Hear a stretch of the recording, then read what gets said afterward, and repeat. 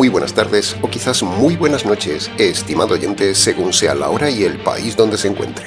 Reciba nuestro característico saludo habitual del programa, de quien les habla, el pastor bautista Nikos Ricoy, director del programa Encuentros y pastor general de las iglesias del Ministerio Tinajas, emitiendo desde aquí en Valencia, España.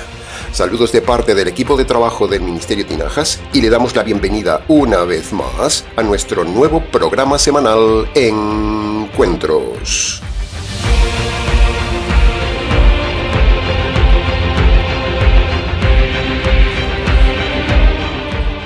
Continuamos hoy, estimado oyente, en el sexto programa del estudio expositivo que estamos haciendo de toda la primera carta de Pedro. Nuevamente, muchas gracias por venir con nosotros en este viaje expositivo. En el programa de hoy abordaremos el estudio de los versículos 13 al 19. Seguiremos haciéndolo de forma detallada y parafraseada para que usted lo comprenda todo mejor. Como el viaje de hoy es largo, le rogamos no se distraiga porque iremos un poco rápido. Vayamos entonces ya al estudio de hoy.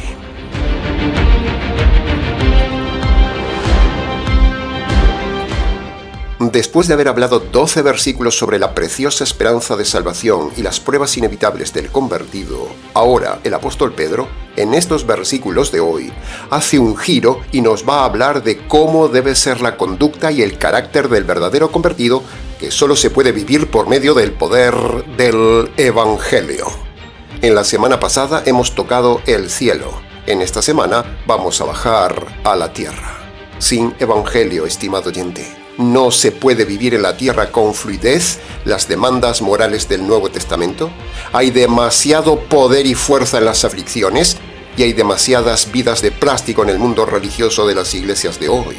Por eso, sin la orientación de la palabra de Dios y sin el poder del Evangelio, la vida en la tierra con sus aflicciones es un caos.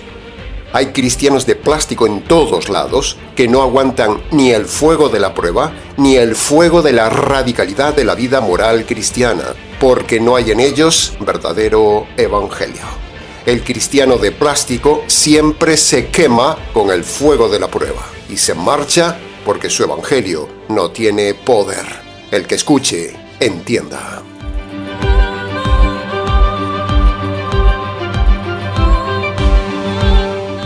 Entremos entonces en el análisis, comentario y enseñanzas del versículo 13 que, de forma parafraseada y en versión latinoamericana, dice así: Estén preparados para actuar con entendimiento. Sean sobrios y agárrense a la esperanza que un día Dios, en su bondad, les dará cuando el Señor Jesús venga. 3 frases importantes hay en este versículo para entenderlo mejor. Primera frase, dice, actuar con entendimiento. Hablar de entendimiento es hablar de usar la razón, una de las herramientas y regalos más maravillosos que Dios nos dio y que menos se usa en la vida diaria y en la vida de las iglesias. En la vida diaria se usa la pasión, la emoción, el corazón, la perversión, la obsesión, la compulsión, la impresión, la televisión, la monetización y la sinrazón. Y en las iglesias se usa la emoción, la canción, la psicologización, la errada revelación, la doctrina de la falsificación y la titulación, pero no se usa la razón. Por eso insistimos tanto en el canal sobre la necesidad de actuar con el entendimiento, usar la razón. Los animales no tienen razonamiento, estimado oyente, y ciertamente los hombres muchas veces actúan sin entendimiento como brutos animales irracionales, tal como lo dice el mismo Pedro en su segunda carta, capítulo 2, versículo 12. Son como brutos animales irracionales. ¿Cómo actúa usted en sus decisiones, estimado oyente? ¿Como un hombre a la imagen de Dios racional o como un animal? ¿Usa la sinrazón? ¿Usa la pasión? ¿Usa lo que siente su corazón? ¿Usa el consejo de otra persona sin razón? ¿Qué usa usted en sus decisiones, estimado oyente? Si una persona usara la razón, se evitaría mucho dolor en la vida. Pero si aún encima esa persona usara también la escritura junto con la razón, entonces no fallaría nunca en sus decisiones. Estamos seguros, por experiencia pastoral, que la grandísima mayoría de los oyentes ha fallado en su vida por no haber usado en su momento la razón. Por ejemplo, el tema más importante en la consejería pastoral del Ministerio Tinajas, donde vemos que la gente no usa la razón, es en el tema del noviazgo. La gente como animales se rejuntan con otros animales por sentimiento, por pasión, por belleza, por interés, por simpatía, por soledad, por marchar de casa, por librarse de sus padres, por vivir una experiencia nueva, por dinero, por imitar las novelas de televisión, etcétera, etcétera. Pero no usan la razón en el noviazgo, tampoco en el matrimonio, ni tampoco en el divorcio. Y ahí está la base del gran problema de esta sociedad, estimado oyente. Una sociedad destrozada por no usar la razón ni la palabra de Dios. La mejor fuente de entendimiento y sabiduría para el hombre es usar la razón y la palabra de Dios. No usar la razón es pecado y es camino de la catástrofe segura. Pero si usamos la razón y la escritura, estaremos aportando a esta sociedad una raza de hombres diferentes.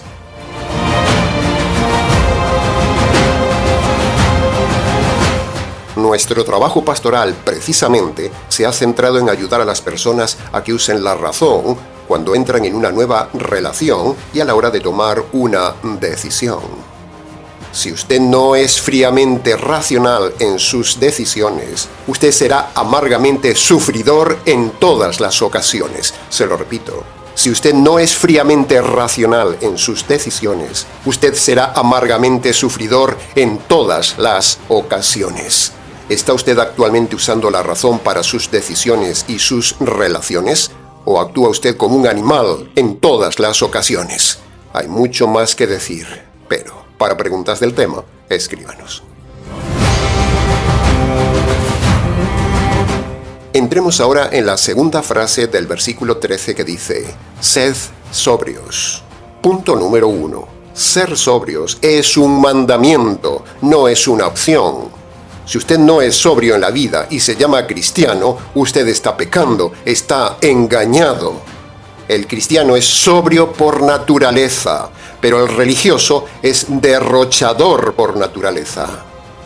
Punto número 2. Esta mini frase de tan solo 2 palabras derriba toda la doctrina de la prosperidad de los falsos televangelistas, porque la sobriedad es todo lo contrario a los excesos de las iglesias de la prosperidad. Así que ya sabe, todas esas falsas iglesias del dinero y sus pastores lobos que le dicen de ser rico, todos son antibíblicos y herejes. Le están enseñando una doctrina falsa, porque Pedro habla aquí de sufrimiento y sobriedad. S más S. Todo lo contrario a lo que hay en las iglesias del día de hoy. Despilfarro y dinero. D más D.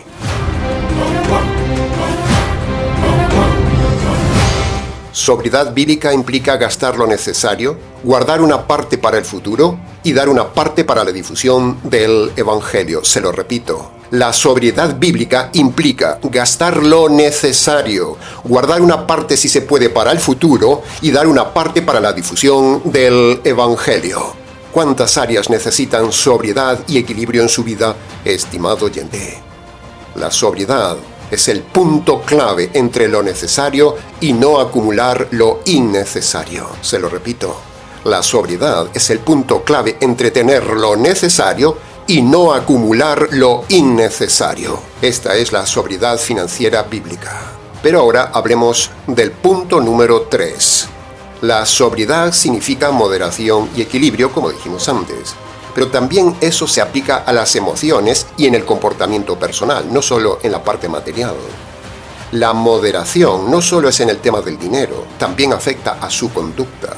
Por ejemplo, una persona muy habladora, muy dominante, por ejemplo, de risa descontrolada, de poca profundidad, una persona de carácter introvertido o excesivamente extrovertido, una persona deprimida, todo eso son ejemplos de desequilibrio de la personalidad, no son personas sobrias, porque ser sobrio es equilibrio. Entonces le pregunto, ¿cuánta cantidad de ropa tiene usted? ¿Cuánto calzado tiene acumulado usted? ¿Cuántas emociones descontroladas tiene usted? ¿Cómo son sus gastos, estimado oyente? ¿Gasta usted lo necesario? ¿O quizás gasta más de lo necesario? ¿O gasta en lo no necesario? Por cierto, si se llama cristiano, organice sus gastos y sea equilibrado, sea sobrio. No compre lo que no necesita. No compre por si acaso. No compre si ya tiene algo que funciona. ¿Cómo es su casa, estimado oyente? ¿Es una casa al estilo americano, con demasiadas cosas? ¿Es una casa enorme que le consume un montón de gastos innecesarios? ¿O es una casa minimalista y sencilla con lo necesario? ¿Cómo es su casa, estimado oyente? ¿El presupuesto de su casa es sobrio o es desequilibrado? ¿Tiene usted problemas financieros y necesita ayuda? Escríbanos. ¿Se ha metido en deudas? ¿Se ha metido en créditos? ¿Se ha metido en el desorden de su tarjeta de crédito? ¿Gasta usted más dinero en cosas superfluas que dinero en la difusión del Evangelio? ¿Gasta usted más dinero en cosas que no valen en lugar de darlo para la difusión del Evangelio? ¿En qué gasta su dinero, estimado oyente? ¿Qué tipo de joyas tiene usted, estimada oyente? ¿Cuánto dinero gasta en perfumes y cuánto dinero da a la difusión del Evangelio? ¿Gasta más en perfumes que en la difusión del Evangelio? Invierta su talento, sus bienes y su dinero en vivir sobriamente y en difundir el Evangelio, si se llama cristiano, no en vivir una vida de gastos innecesarios. Otra pregunta. ¿Gasta usted demasiado dinero en animales en casa? Tenga cuidado. Tener muchos animales le puede dar unos gastos innecesarios, y eso puede ser pecado. Es despilfarro, a menos que use los animales para protección, para negocio, y así difundir más el Evangelio. ¿Gasta usted más dinero en los animales de casa que en difundir el Evangelio? ¿Gasta usted más dinero en cuidar su piscina y su jardín que lo que da al Evangelio? ¿Gasta usted dinero en la lotería? Recuerde que eso es pecado. ¿Y por qué es pecado? Porque no es el modelo bíblico que Dios dio para ganar la vida. Es un modelo mundano, es un modelo de avaricia. ¿Gasta su dinero en cantidad de cosas que no usa? ¿Acumula cosas en su casa que no usa? Eso no es sobriedad, es pecado. Acumular y acumular es pecado. ¿Cómo es su forma de comer, estimado oyente? ¿Es usted una persona que come con dominio propio? ¿Que come lo necesario? ¿O es usted un obsesivo compulsivo de comer y gasta dinero en comida cara e innecesaria? Gastar dinero en comida innecesaria y cara es pecado, no es ser sobrio. ¿Cómo administra su tiempo, estimado oyente? ¿Es sobrio usando su tiempo o despilfarra su tiempo en viajes, en distracciones, en televisión, en política, en reuniones de iglesia, en películas, en diversión, en excesivo entretenimiento, en juegos en internet? ¿Cómo usa su tiempo? ¿Pierde usted su tiempo desequilibradamente? ¿Qué tipo de carro tiene usted, estimado oyente? ¿Qué tipo de automóvil? ¿Qué tipo de casa? ¿Qué tipo de electrodoméstico se compra? ¿Compra de forma sobria o gasta más de lo que debería gastar en un carro, en una casa, en ropa, en electrodomésticos, en comida y etcétera? ¿Cómo usa su dinero? No se llame cristiano si no es sobrio en sus gastos y en su forma de vida. Cuidado con el estilo de vida americano. El estilo de vida americano no es sobrio, es pecado porque es materialismo, es avaricia. El sueño americano no es sobrio, es pecado. ¿Para qué quiere una casa tan grande? ¿Para qué quiere un carro tan grande? ¿Para qué quiere un perro tan grande? Es cierto que la mayoría de la audiencia es latinoamericana. Entonces usted me podría decir, pastor, su enfoque del mensaje es para europeos o americanos, porque aquí en el sur somos todos pobres.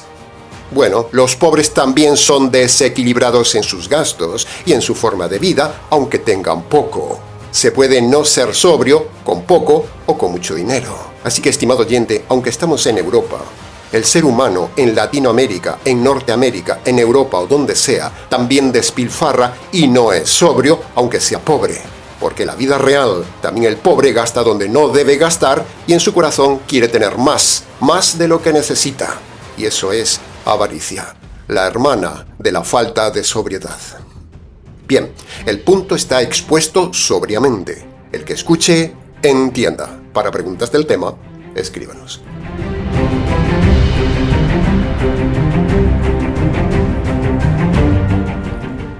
Entremos en la tercera frase del versículo 13 que dice: agárrense a la esperanza que un día Dios, en su bondad, les dará cuando el Señor Jesús venga.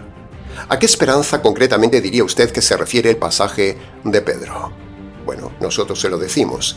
La frase se refiere a la esperanza de entrar un día al reino de los cielos por medio del Evangelio. Lo hemos dicho en el mensaje pasado. Las dificultades quieren hacernos naufragar, pero el apóstol dice, agárrense a pesar de las dificultades a la esperanza que le da el Evangelio a pesar de las aflicciones. El Evangelio verdadero es lo que le da verdadera esperanza de un mundo mejor y le permite soportar las aflicciones en la tierra. Así que si usted no tiene verdadero Evangelio, no tiene ninguna esperanza de entrar al reino de los cielos. Así que examine su Evangelio y examine su esperanza.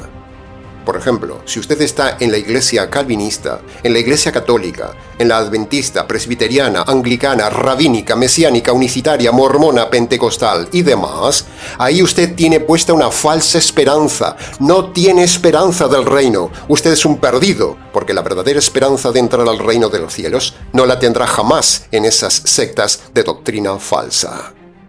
Se da cuenta de la sorpresa que se llevan cada día miles y miles de personas que mueren, habiendo estado en esas iglesias que les enseñaron una salvación falsa y ya no tienen esperanza. Se da cuenta del tema. Se da cuenta de lo terrible que es darse cuenta en aquel momento que ya no hay esperanza.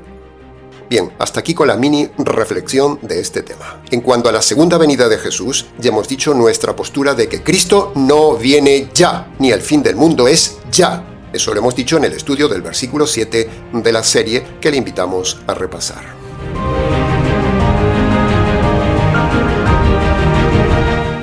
Entremos ahora en el análisis, comentario y enseñanzas del versículo 14, que dice: Como hijos obedientes, no se amolden a los deseos humanos y a la vieja manera de vivir que tenían antes cuando vivían en la ignorancia. Bien, tenemos aquí 3 frases para analizar. Primera frase, hijos obedientes. Este es el momento ideal, estimado oyente, para tocar una de las doctrinas erradas más importantes que se enseñan mal en la fe cristiana. La doctrina de que todos somos hijos de Dios. Eso es mentira. La Biblia dice que no todos son hijos de Dios, porque sin conversión, sin Marcos 1:15, todos son más bien hijos del diablo, están bajo el poder del diablo y camino de la condenación perpetua. ¿Sí? No se lleve las manos a la cabeza, porque así lo dice la Biblia, aunque no se lo digan en su iglesia. Jesús le dijo a los líderes religiosos, a los líderes de su tiempo, que eran hijos del diablo. ¡Wow! Mírelo en Juan capítulo 8, versículo 44. Pablo también dice que antes de la conversión por medio del Evangelio, todos los hombres son enemigos de Dios y están bajo la ira de Dios. Así que abra los ojos y escuche esto que le decimos. Usted no es hijo de Dios si está metido en alguna de las iglesias falsas del día de hoy, porque ninguna de ellas le presenta el verdadero evangelio ni el verdadero método que lo convertiría en un verdadero hijo de Dios. Para pasar de ser criatura de Dios a ser hijo de Dios, usted debe convertirse por medio de los 2 requisitos que manda el Hijo de Dios en Marcos 1:15.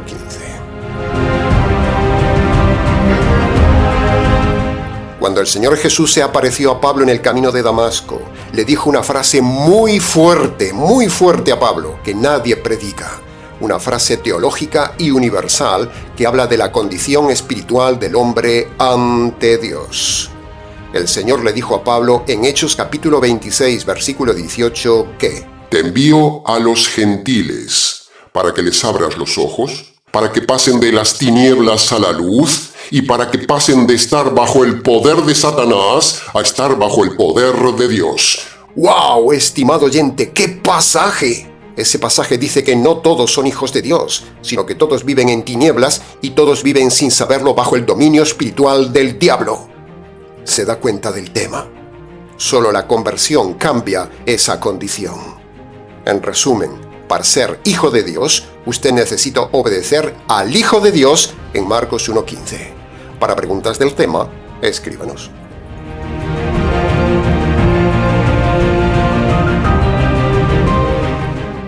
Entremos en el análisis de la segunda frase del versículo 14, donde Pedro dice, no andar como el mundo. Entonces le preguntamos y le inquirimos, estimado oyente, ¿Anda usted de acuerdo al mundo en sus ideas, en su moda, en sus pensamientos, en sus acciones, en su modernidad, a pesar de estar metido en una iglesia? Le pongo ejemplos concretos para que reflexione a ver si usted anda como el mundo o anda como debería andar según la palabra de Dios.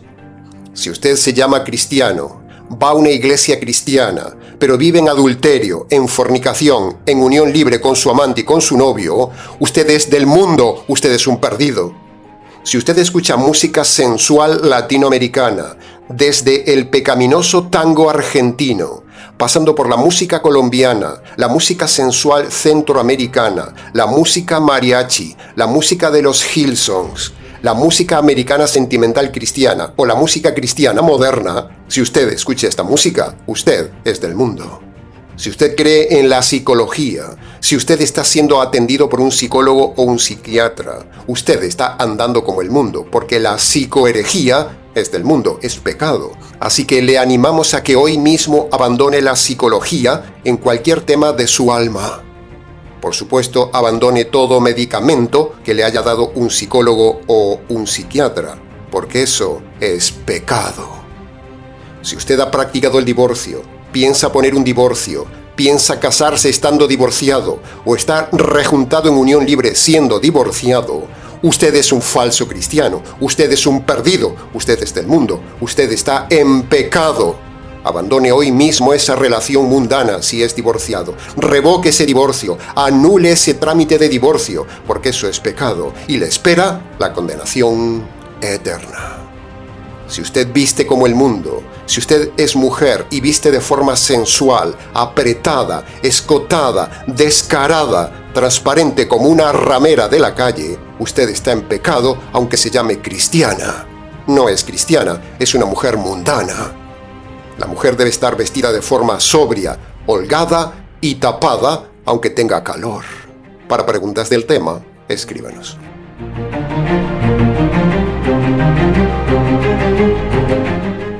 Y entremos en la tercera frase. Pedro habla aquí en el versículo 14 de ignorancia. ¿A qué ignorancia se refiere Pedro? Bueno, esta ignorancia a la que se refiere Pedro es al desconocimiento de la salvación y al desconocimiento del evangelio que tenían antes de la conversión, estando en la religión. Pedro no se refiere a la ignorancia moral, no, se refiere a la ignorancia doctrinal. El hombre no tiene ignorancia moral porque lleva escrita la ley moral de Dios en su corazón, como dice el Nuevo Testamento. Por lo tanto, esa ignorancia que habla Pedro se refiere a la doctrina de la salvación que antes no tenían. Los oyentes de Pedro eran judíos, pero eran religiosos, y en el pasado, al igual que Pedro o Pablo, estaban ignorantes de la salvación por culpa de estar metidos en la religión judía.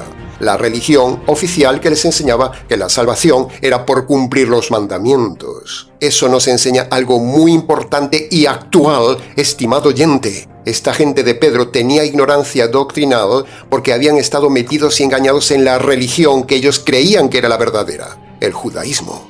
Pero llegado su momento se dieron cuenta que estaban engañados, que estaban en ignorancia al conocer la verdad.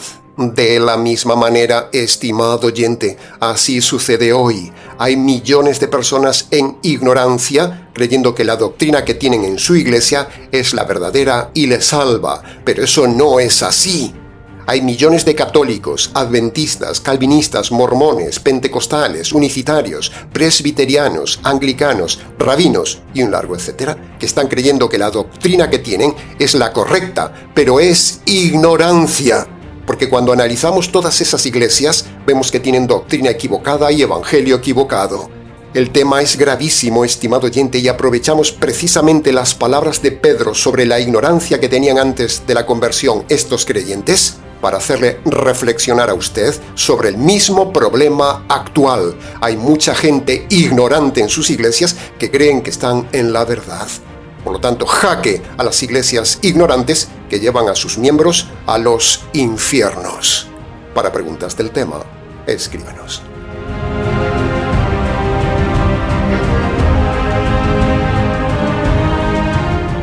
Entremos ahora en el análisis, comentario y enseñanzas de los versículos 15 y 16 que dicen: Dios, el cual los llamó, es santo. Así que sean también ustedes santos en toda su manera de vivir, porque ya estaba escrito, sed santos porque yo soy santo.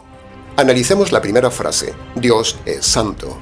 Uno de los atributos de Dios que casi nadie enseña o mal enseña en el día de hoy es que Dios es santo. Sí, es cierto que hay algunos que predican que Dios es santo, pero es solo un cumplido, porque lo predican mal y entonces es como si no lo enseñaran. ¿De qué sirve enseñar que Dios es santo si luego no se enseña cómo ser correctamente santo ante Dios y permiten la inmoralidad, la fornicación y el adulterio en la iglesia? ¿De qué sirve? ¿Qué sentido tiene hablar de que Dios es santo? Decir que Dios es santo significa que Dios vive apartado de lo malo, del mal y del pecado.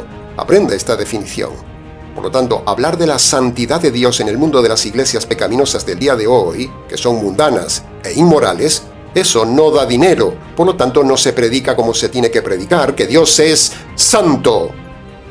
A la gente se les iría si hablaran estrictamente de que Dios es santo, y entonces el negocio de la iglesia no les daría dinero para su buena vida. Hablando de esto, lo hemos demostrado hace poco en el canal con el encuentro que tuvimos el año pasado con un pastor de California que nos conoció en el canal y quiso venir a vernos a España. En Estados Unidos, en su iglesia, cobraba el diezmo, y con el dinero de los diezmos montó la buena vida. Se vino a recorrer Europa con los hijos y la nuera, todo pagado con el dinero de los diezmos. Palabras textuales del pastor con el que hablamos 2 días el año pasado. Si este pastor hablara en su iglesia correctamente de la santidad de Dios, él tendría que dejar de robar el diezmo, porque robar y mentir y engañar, con el tema del diezmo, no es santo. Por eso decíamos que, aunque se habla de un Dios santo, sus vidas pastorales no son santas. También tiene el recientemente caso de un super mega líder calvinista que ha cometido adulterio.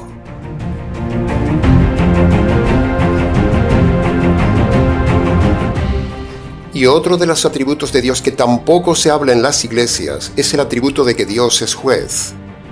En esas mega iglesias solo se habla de Dios es amor, Dios es un Dios de pactos, Dios quiere sanarle y prosperarle, Dios te ama y tiene un plan maravilloso para tu vida, Dios quiere bendecirte, Dios quiere que usted sea rico y un largo etcétera. Toda esta doctrina materialista de un Dios de prosperidad y de amor es doctrina de demonios, no es una doctrina de Dios. Por eso es normal que todo el mundo quiera ir a estas iglesias.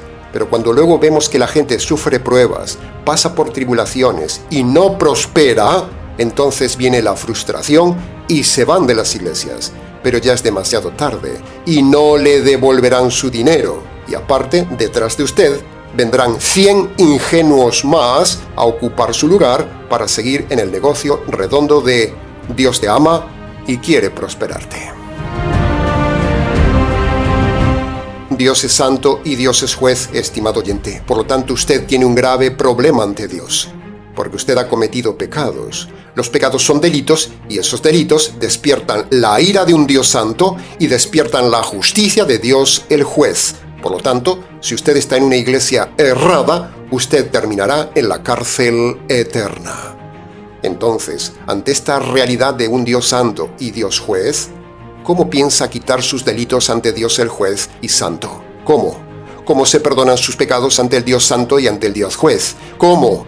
Estoy seguro que no lo sabe y que su respuesta es cerrada, porque si usted está metido en alguna de las iglesias que hemos nombrado antes, en esos lugares nunca se enseña correctamente cómo ser santo ante Dios por medio del perdón de los pecados y no conocen el Evangelio. Solo el perdón de los pecados le hace santo ante Dios y para eso usted necesita el Evangelio. Y como usted no conoce el Evangelio, entonces usted no es santo, es un delincuente ante Dios. Por lo tanto, usted está camino de la cárcel eterna. Para preguntas del tema, escríbanos.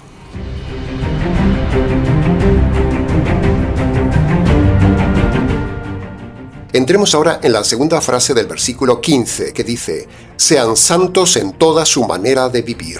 Punto número 1. Hay 2 tipos de personas santas, estimado oyente. Sí, preste atención. Primero, está la santidad del convertido, pero en segundo lugar también hay una santidad que no se enseña, y es la santidad del inconverso, que en otras palabras serían las famosas obras buenas que la gente hace para salvarse en su religión. Esa santidad del inconverso es moralidad. El problema es que esa santidad del inconverso, la moralidad, sin evangelio no le vale para nada, no le vale para la eternidad, solo le vale para la terrenidad. La santidad del inconverso se llama moralidad. Pero aquí Pedro no está hablando de los inconversos, sino que está hablando a salvos que en su día se convirtieron por medio del evangelio. El problema que vemos en las iglesias es que aplican este pasaje de convertidos a personas no convertidas, y eso es engañarlas, aparte de presionarlas con este pasaje a ser santos. Pero el problema es que sin conversión su santidad no vale de nada y usted no tiene poder para ser santo. Esa es la gran mentira de todas las iglesias. Aplicar presión a los oyentes a que obedezcan la Biblia, pero sin conversión y sin evangelio. Por eso nosotros siempre analizamos el contexto para no engañarle y le aclaramos que la Biblia no es para usted. La Biblia es solo para el convertido. Y si usted está en alguna iglesia, la santidad de la Biblia no es para usted, es solo para el convertido. Para preguntas del tema, escríbanos. Punto número 2 de la segunda frase del versículo 15. La frase está en tono de mandamiento. Dice, sean santos. No está en tono de sugerencia, no está en tono de si quiere hágalo o si puede hágalo. No. Por lo tanto, no tiene otra salida, estimado oyente que se llama cristiano, de que usted sea santo. El problema es que usted nunca podrá ser santo sin conversión, sin el poder del evangelio y sin instrucción bíblica correcta pastoral, por mucho que se esfuerce. Al fin, acabará diciendo como Pablo en Romanos 7, miserable de mí. Hago siempre lo que no quiero. Por eso usted necesita el evangelio y necesita que alguien le instruya. Y punto número 3. Para que usted sepa vivir santamente, usted debe consultar el manual del santo, que es el Nuevo Testamento. El manual del judío en Israel era el Antiguo Testamento, pero el manual del gentil convertido en la iglesia es el Nuevo Testamento. Así que, para que usted sepa cómo debe vivir apartado del mal, de lo malo y del pecado, usted debe estudiar y obedecer el Nuevo Testamento. Así que examine su vida, estimado oyente, y aunque usted no sea convertido, escuche bien, aunque usted no sea convertido, usted debe también vivir santamente, porque cuanto más peca como inconverso, primero, más dolor tendrá en la tierra, y segundo, más castigo tendrá el día del juicio. Así que cuanto más santamente moral sea, aunque no sea convertido, menos problemas tendrá en la tierra y menos castigo tendrá en la eternidad. Así que al menos, si no quiere convertirse, al menos sea inteligente y viva una vida santa, moral, y tendrá menos problemas aquí y menos problemas allá. La meta del Ministerio Tinajas es que la gente se salve, estimado oyente. Ese es nuestro trabajo. No queremos hacer gente moral.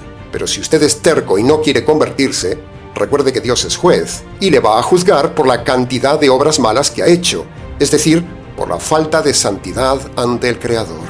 Por lo tanto, cuantos más pecados lleve al juicio, más castigo tendrá. ¿Había pensado en esto alguna vez? Para preguntas del tema, escríbanos.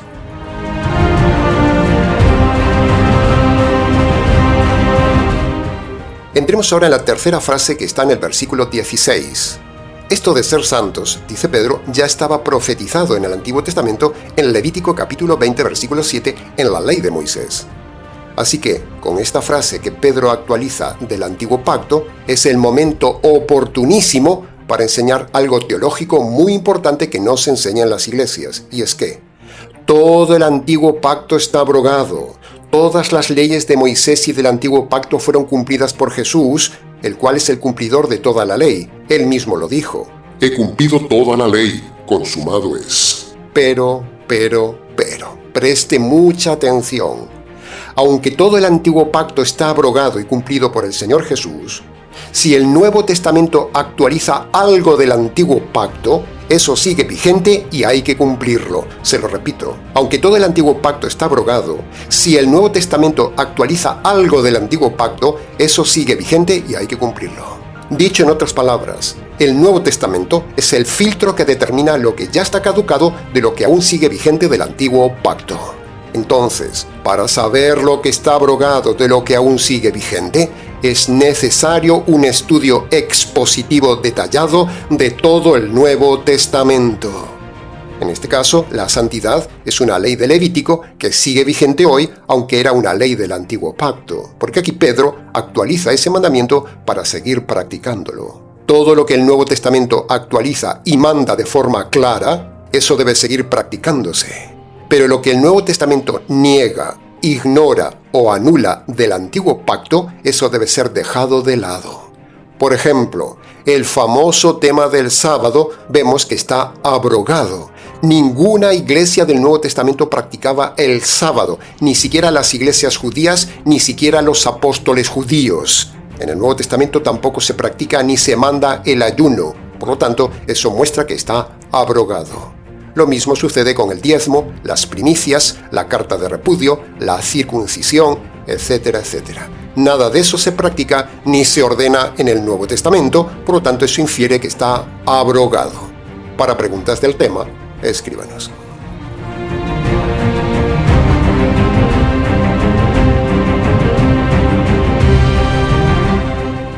Entremos ahora en el análisis, comentario y enseñanzas del versículo 17 que dice: Si ustedes llaman Padre a Dios, el cual juzga a cada uno según sus hechos y de forma imparcial, entonces vivan en temor ante Él durante todo el tiempo de su paso por este mundo. Punto número 1. El tema de Dios Padre lo tiene usted ya explicado claramente en el estudio que dimos en el versículo 3 de la serie. Le invitamos a que lo repase.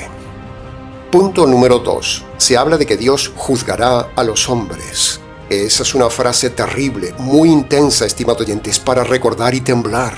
Ningún ser humano nos libraremos un día de estar ante Dios para ser juzgados imparcialmente por Él. Eso debe hacerle parar, temblar y reflexionar de cómo está haciendo usted las cosas ante Dios, de forma justa o de forma injusta. Cuantas más injusticias usted acumule en la tierra, más juicio y castigo tendrá usted el día del juicio final, como dijimos antes. Así que estas pocas palabras del tema sirvan para que usted ahora mismo reflexione si está viviendo en pecado. Si usted está robando, deje de robar. Si vive en mentira, deje de mentir. Si vive en odio, deje de odiar. Si vive en unión libre, rompa hoy mismo esa relación. Si vive de cama en cama, en fornicación, deje de vivir así.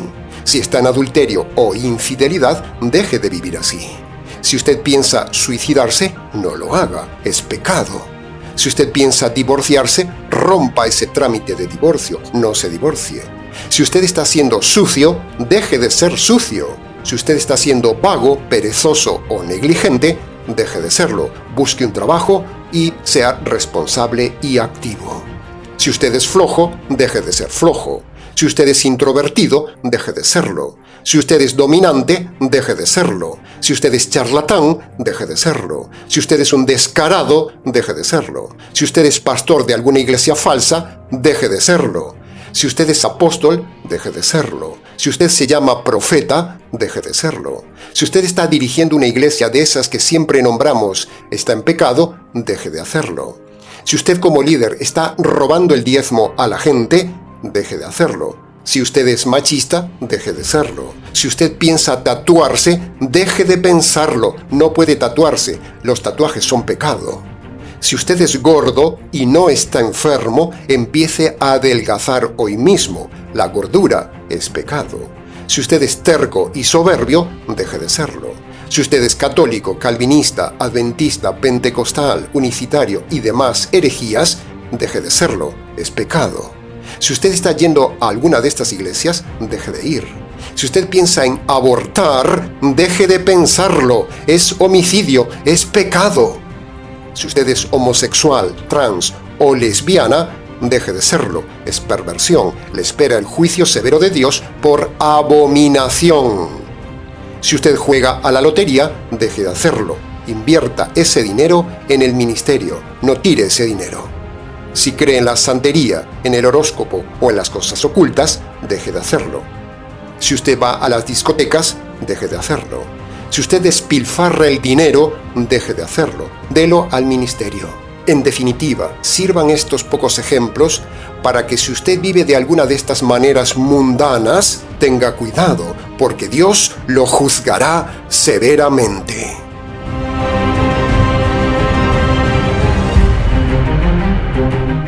Y entremos ya en el último análisis, en el análisis de los versículos 18 y 19 que dice: sabiendo que fuisteis rescatados de vuestra vana manera de vivir, recibido de vuestros padres, no con cosas corruptibles como el oro o la plata, sino que fuisteis rescatados de esa vida con la sangre preciosa de Cristo.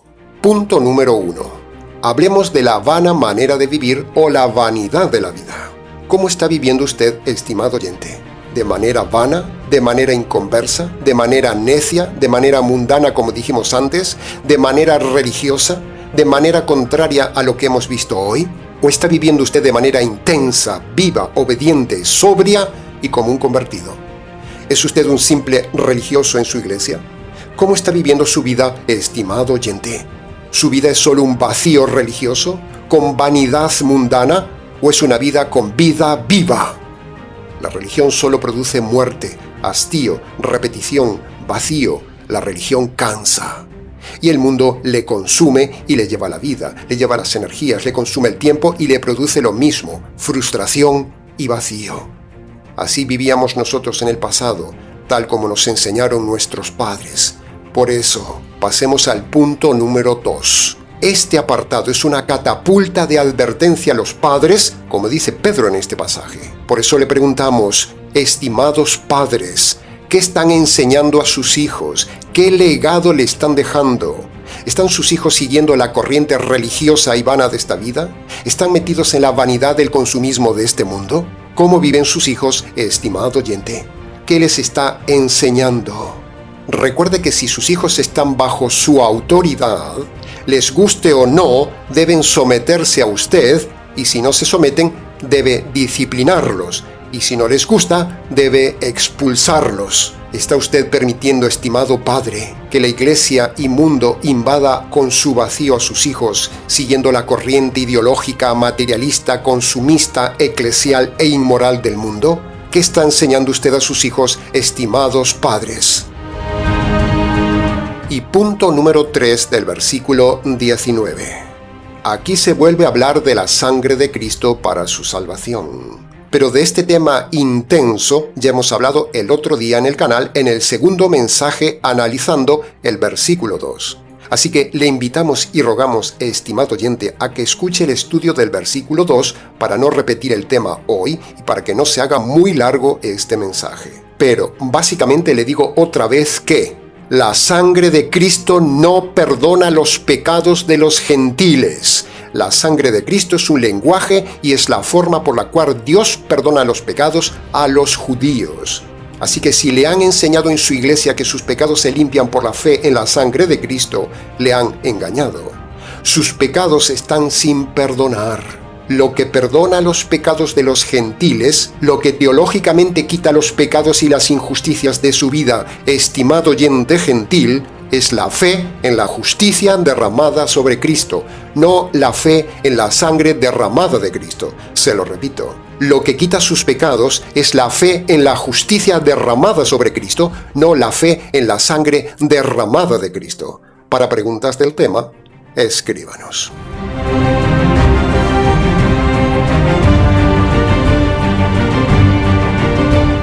Bien, hasta aquí con la enseñanza expositiva verso a verso y frase a frase del día de hoy. Más detallado es imposible. Se nos ha hecho un poco largo el mensaje de hoy, pero era necesario hacerlo así. Es la única forma de estudiar correctamente la Biblia. Mucho más se pudo haber dicho en cada versículo analizado, pero creemos que, con lo dicho, ha sido suficiente para su enseñanza y su reflexión. Para preguntas del tema, escríbanos. ministeriotinajas@gmx.es.